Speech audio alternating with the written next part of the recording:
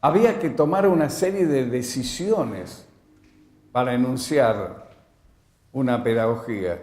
Yo abrí una escuela. ¿Cuál de todos los estilos tenía que enseñar en esa escuela y por qué? ¿Era el que a mí me gustaba? ¿El que a mí me expresaba?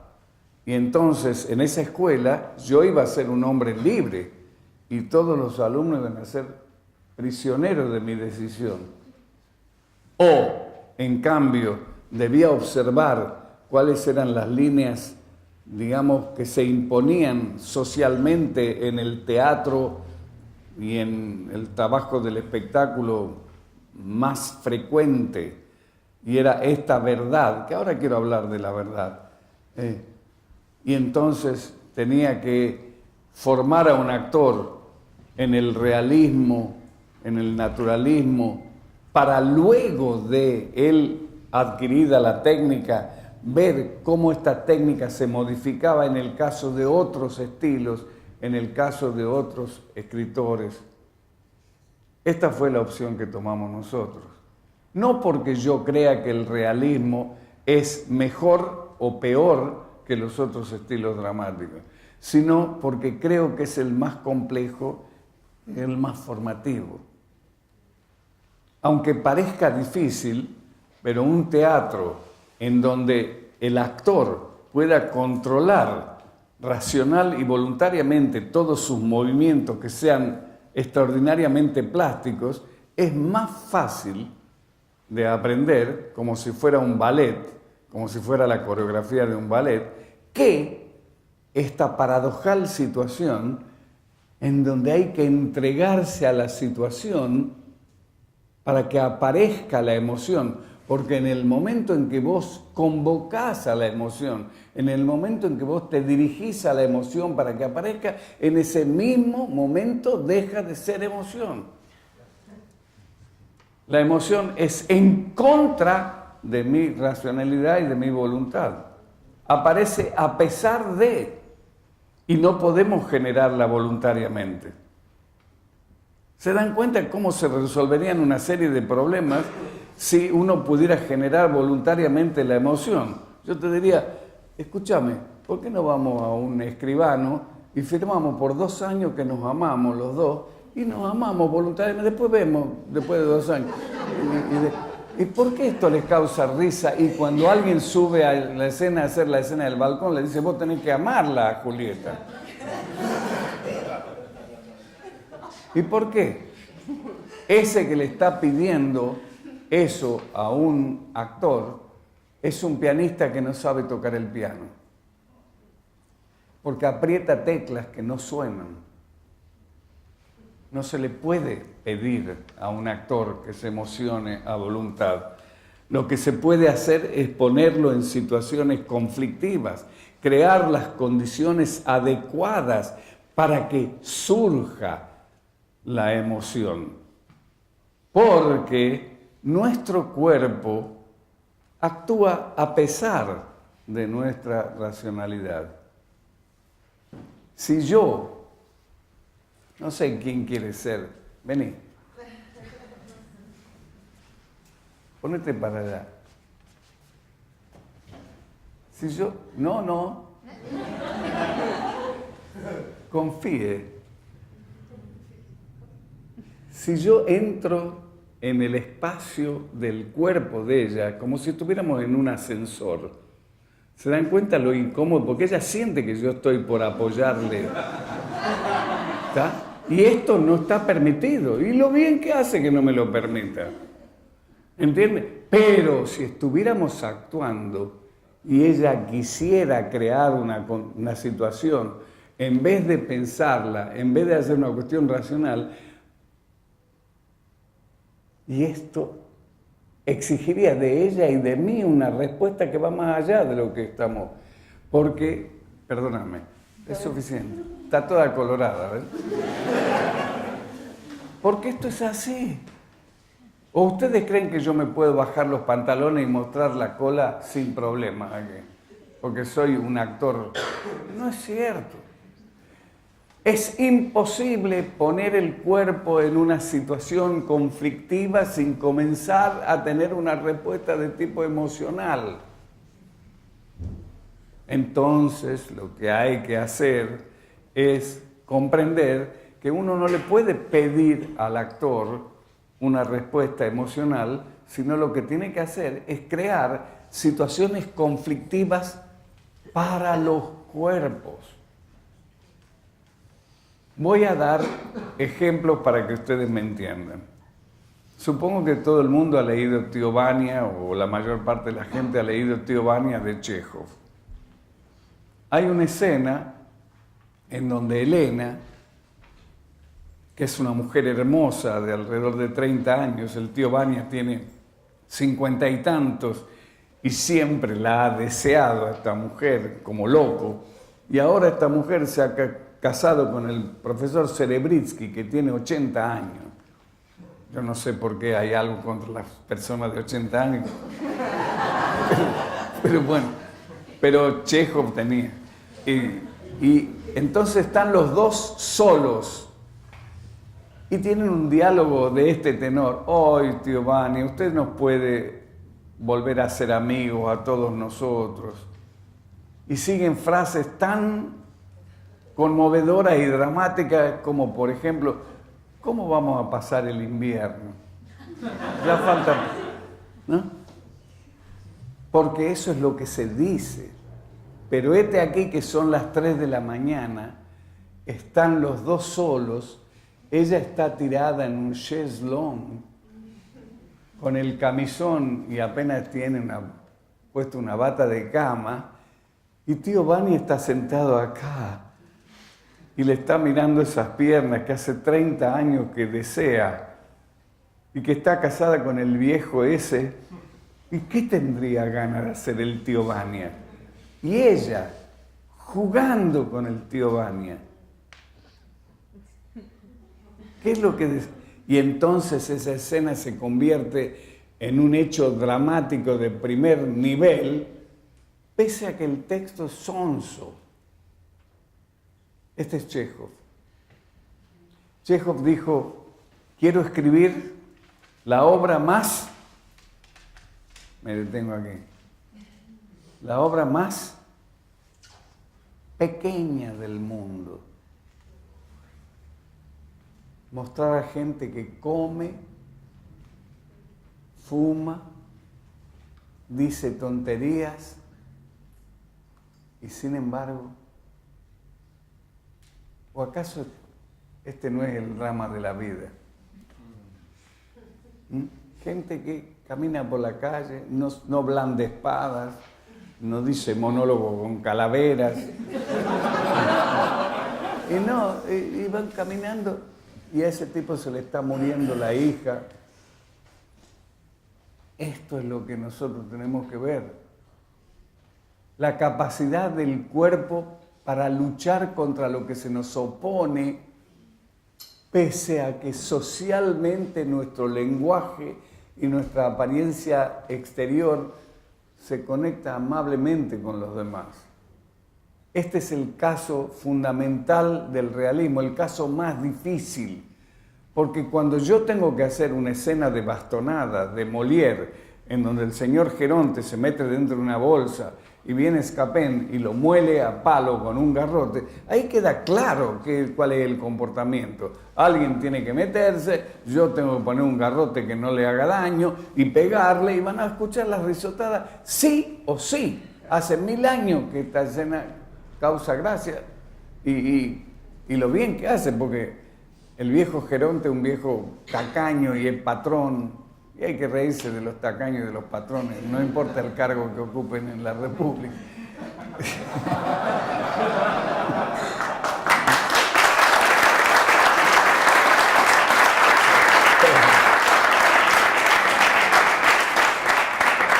Perdón, pero se me escapa a veces. Y en consecuencia, la forma más difícil es el realismo. Ahora, hablemos un poco de la verdad. ¿Qué quiere decir la verdad escénica? ¿Qué quiere decir? que eso que está haciendo ahí, yo tengo que haberlo visto en la calle. ¡No! No. Eso que está pasando ahí tiene que obligarlo al actor a estar con mente, con voluntad y con el cuerpo luchando contra lo que se le opone ahí, aunque yo no haya visto nunca esa reacción. O ustedes se encuentran muy seguido con gente como Edipo, que se acostó con la madre y que mató al padre. O con gente como Ricardo III, ¿no? O como el mismo Teomanía. Es difícil. La verdad no consiste en el parecido exterior. La verdad consiste en que eso que están haciendo eso ahí, lo están haciendo de modo orgánico, es decir, corporal, física, intelectualmente, están luchando contra lo que se les opone, aunque sea imaginario. Porque eso, ¿cómo no lo van a creer si está pasando de verdad? Sin causa y sin consecuencia. El teatro es el lugar de la prohibición. Está lleno de asesinos, de incestuosos, de ladrones. No hay un ciudadano normal. Porque es el único lugar en donde nosotros podemos ir y ver lo que nos pasa cuando están asesinando a alguien y sufriendo. Y después podemos ir a comer a Pipo.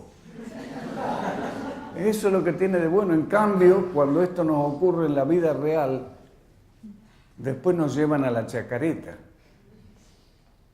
Entonces, en este sentido, hablo de misa laica. El teatro es una experiencia social en donde nosotros tentamos a todos los demonios sociales. Metemos el pie en el acelerador, metemos los dedos en el enchufe, sacamos ojos, cortamos lenguas, cortamos manos con Shakespeare. Es así. ¿Se dan cuenta? Y no porque eso es lo que deba hacerse, porque ningún espectador es tan tonto como para creer que eso tiene una influencia, que después de ver a Ricardo III yo salgo asesino hecho y derecho.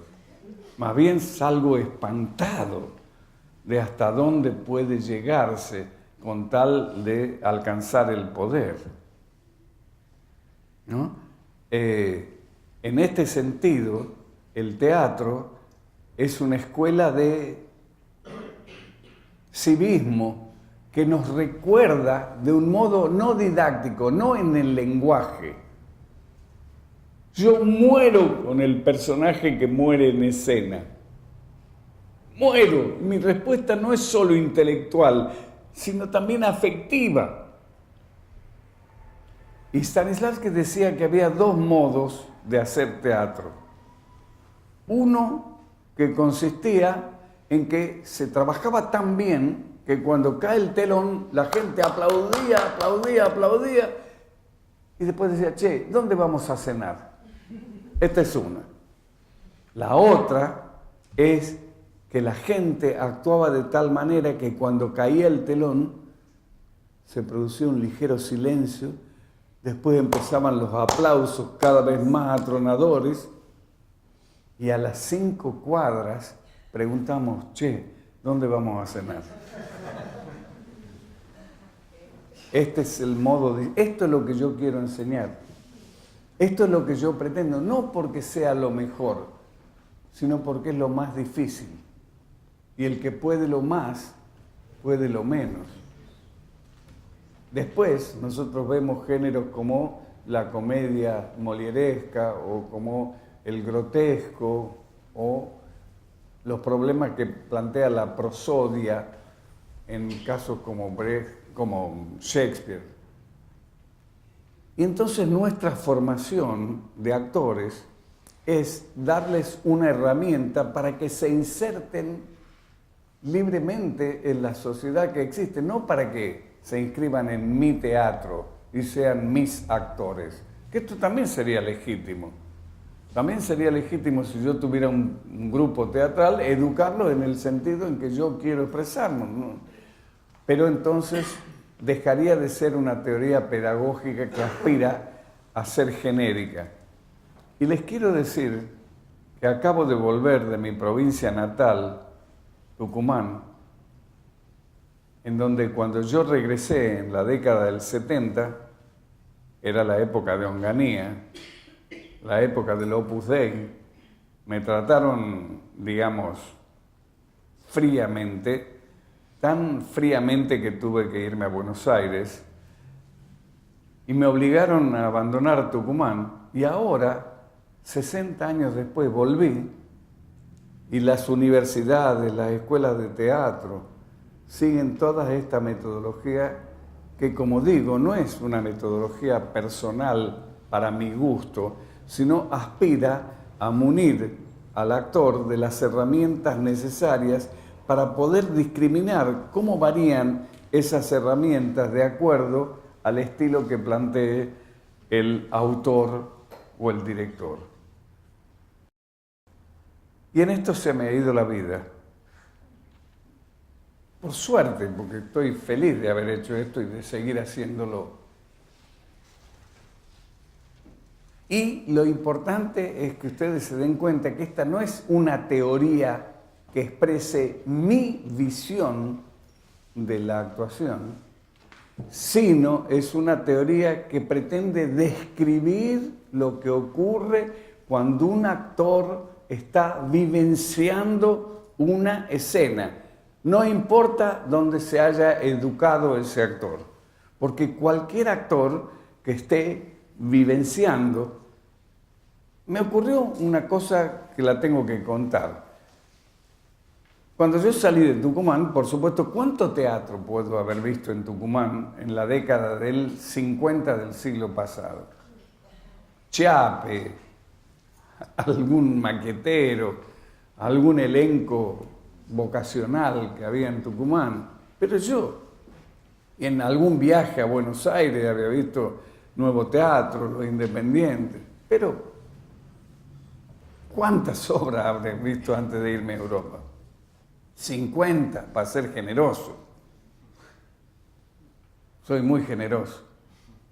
En cambio, cuando estuve en Rumania, estuve durante 10 años con acceso gratis a los teatros, yendo 2 o 3 veces por semana al teatro y viendo los mejores actores de la URSS, de Bulgaria, de Rumania, de Checoslovaquia, de Francia, de Inglaterra. Y yo, después trabajando como director de teatro en Rumania, tenía 6 meses libres porque mi cota de trabajo era poner 3 horas por año. Y profesionalmente, con 2 meses de ensayo era suficiente. O sea que me sobraban 6 meses y yo viajaba mucho. Y cuando vine a la Argentina, mi amigo Gandolfo me invitó a ver una de sus clases. Y yo, por supuesto, él era una figura importante. Entonces, a Serranito no lo conocía nadie, porque había pasado de Tucumán a Rumania sin estadía previa. Entonces yo volví y en la clase de Gandolfo veo que los muchachos empiezan relajamiento. Bueno, yo nunca había visto esto, pero había leído sobre relajamiento y pasaban 2 minutos y pasaban 3 minutos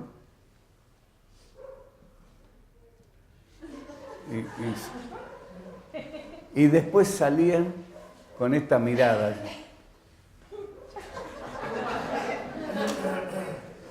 Y yo decía, che, pero no es así. No sé cómo es, pero yo a los actores que yo veía, a los grandes actores, los veía extrovertidos, no introvertidos. Y entonces empezó la gran pelea. El tucumano Serranito contra el grande Lee Strasberg. Pelea que estaba decidida de antemano. No. Cada vez se hace menos Lee Strasberg en la Argentina y cada vez se hace más esta técnica extrovertida de meter el cuerpo en conflicto, llámese como se llame.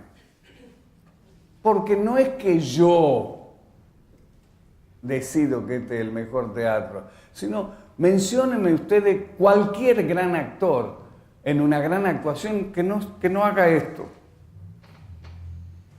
Tiene que ser una cosa como Cantor o una cosa muy vanguardista para que no sea esto. Entonces, ese es el mérito que tuvo esta cuestión. Luchar contra una técnica que no es mentirosa, porque la memoria sensorial es posible y todos las hemos practicado. Yo particularmente me he acostado decenas de veces con Sofía Loren, con la memoria emocional, por supuesto. Y funciona.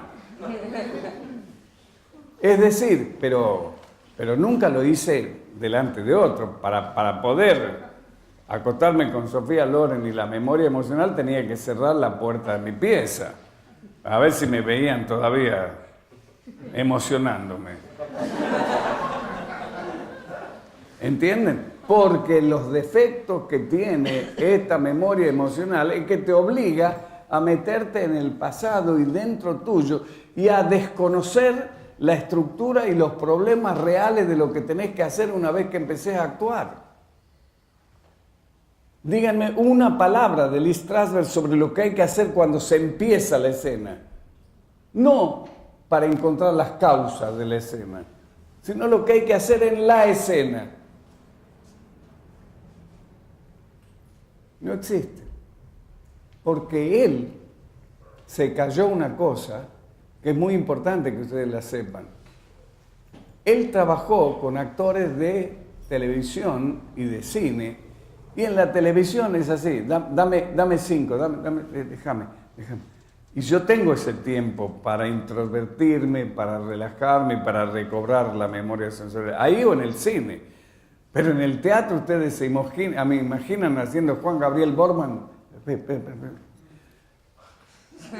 No existe. Y lo digo no porque yo creo eso, sino porque he estado 10 años viendo los mejores actores del mundo, entre los cuales Laurence Olivier, cuyas puteadas contra Lee Strasberg se conocen hasta hoy en día.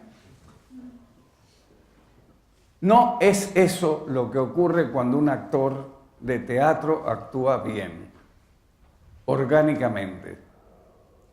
El actor instintivamente o por escuela mete su cuerpo en la situación y deja que su cuerpo le gane a lo que está diciendo.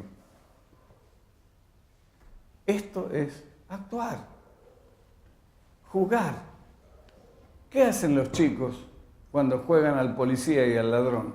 Dice, yo soy policía y vos el ladrón, corre. Y el perseguir ya lo convierte en ladrón y en policía. Y no dicen, no, pero el ladrón es gordo, pero no. Es la relación la que convierte al otro, porque esto es lo esencial. ¿Saben por qué pude pensar yo todo esto? Porque por suerte tuve un maestro de filosofía allá en la Escuela Nacional de Teatro de Rumania, que era discípulo de Georg Lukács, y con el cual aprendí la filosofía de la praxis, que sostiene ni más ni menos que esta visión antropológica.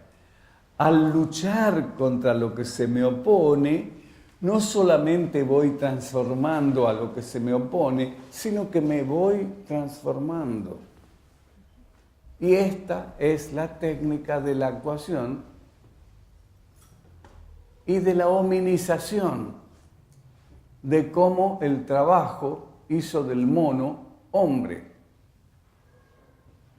No sé si ustedes recuerdan esa escena de Odisea en el Espacio 2001, en donde hay una charca de agua, donde están los monos tomando agua y viene un mono sediento y quiere tomar agua, y los monos que están en la charca lo sacan, lo golpean, y el monito sediento se sienta entre huesos, enojado, y hace así encima de un cráneo de vaca, y nada, entonces agarra un fémur y hace así con el fémur, el cráneo de vaca, y el cráneo se parte, mira el fémur, hay otro cráneo, ¡ting!, se parte y vuelve el monito para la charca, y salen los otros monos a defenderlo y hacen ¡ting!, y van cayendo los monos de la charca. Entonces el mono toma agua y satisfecho tira el hueso así que la cámara lo toma y en el aire se va transformando en una estación espacial.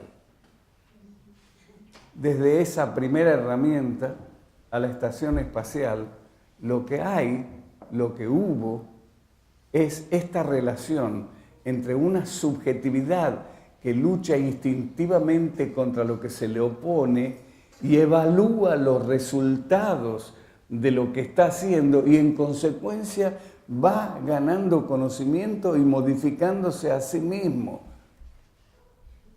No importa cómo se llame esto es cierto. Y esto es lo que está en la base de este método que alguna vez se llamó método de las acciones físicas y ahora, como es un sujeto escindido en instinto y deber ser, no queremos enunciar las acciones, a menos que el autor mismo diga que están ocurriendo tales y cuales acciones. Recuerden, los que han querido aplicar el método de las acciones físicas, que en todas las escenas en donde los autores ponían acciones físicas, este método resultaba formidable. Pero en un diálogo, ahí empezamos a tejer, a jugar a las cartas, a hacer todas las boludeces. Y lo que tiene de bueno es que, ojo, el autor de ese método es el que se critica, el que viene a decirle que no es así.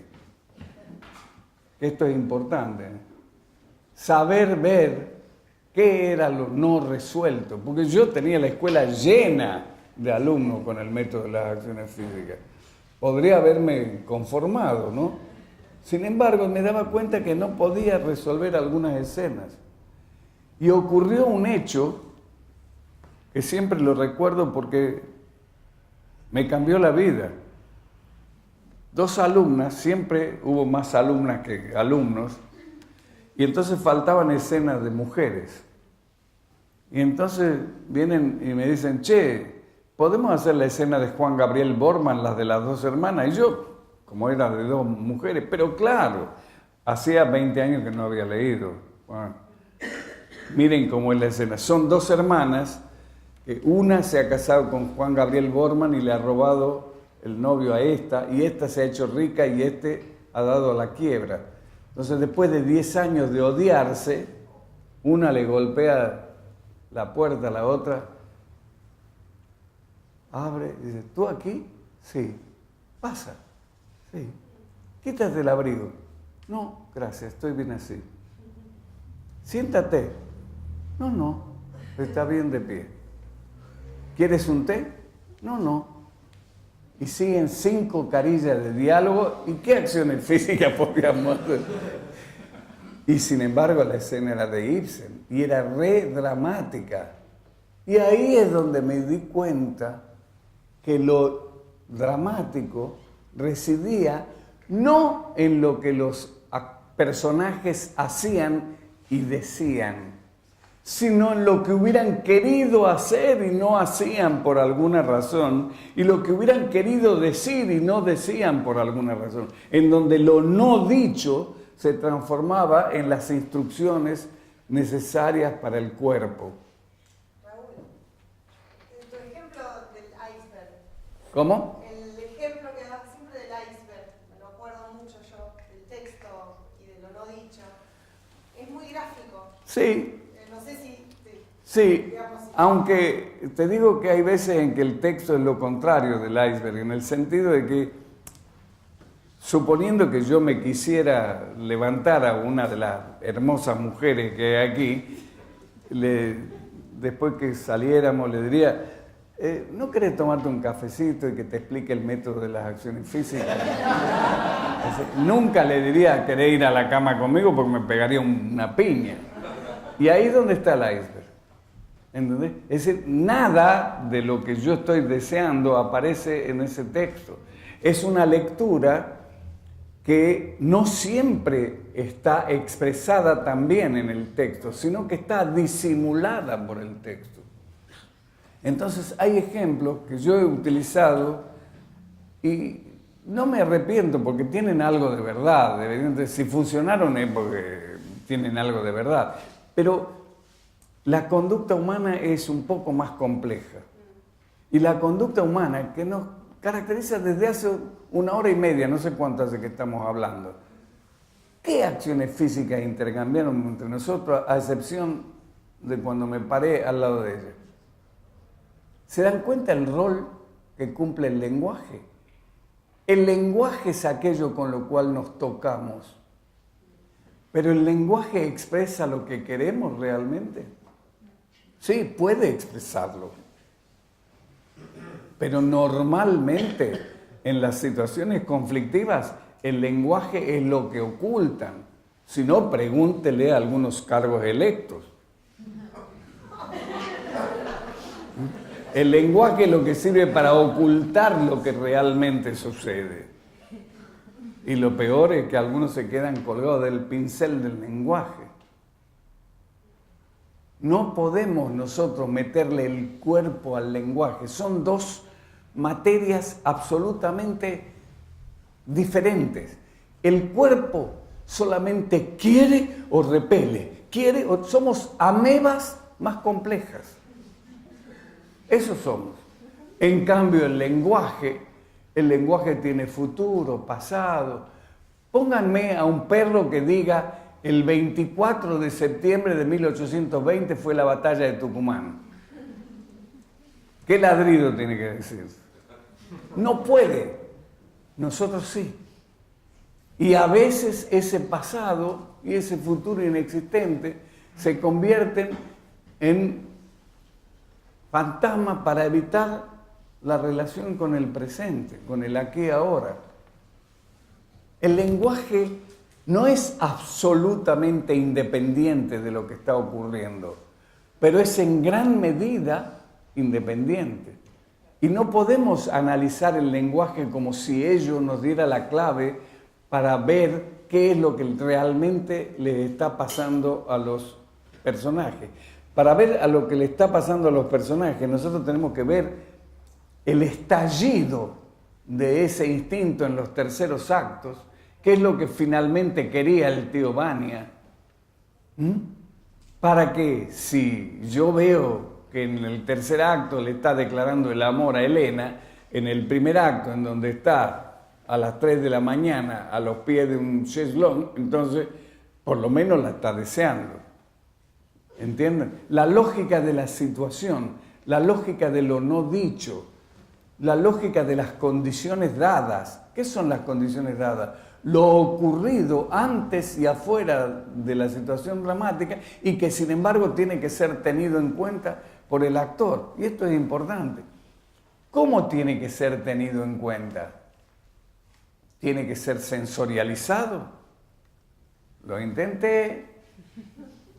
Te quedás ensimismado. No, es como las instrucciones del fútbol. Artículo 4 del reglamento, qué sé yo, de fútbol dice no tocar la pelota con la mano.